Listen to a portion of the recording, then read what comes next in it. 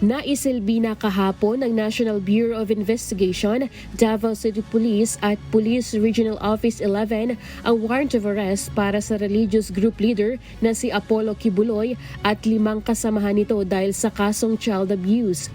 Kabilang sa mga akusado sina Jacqueline Roy, Ingrid Canada, Crescente Canada, Pauline Canada at Sylvia Simanes.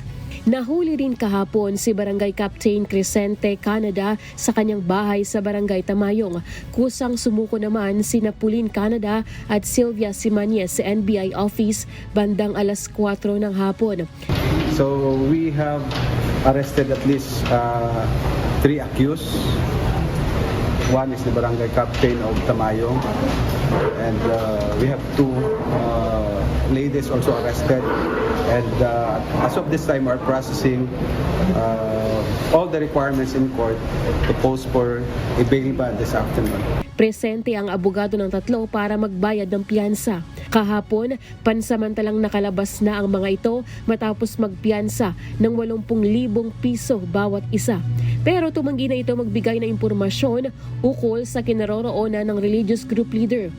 Ayon kay NBI 11 Director Attorney Arcelito Albao, hindi nila nakita si Kibuloy sa kanilang pagsisilbi ng search warrant.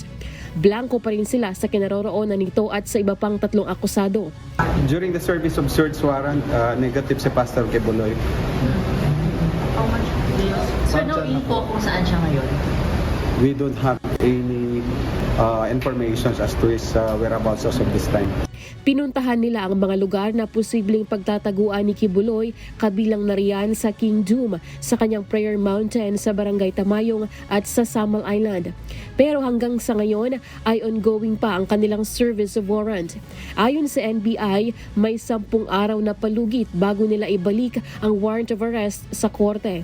Maaari namang magpiyansa si Kibuloy ng 280,000 pesos sa kanyang kaso na child abuse at sexual trafficking. Lelaine Moreno, humahataw sa balita ngayon.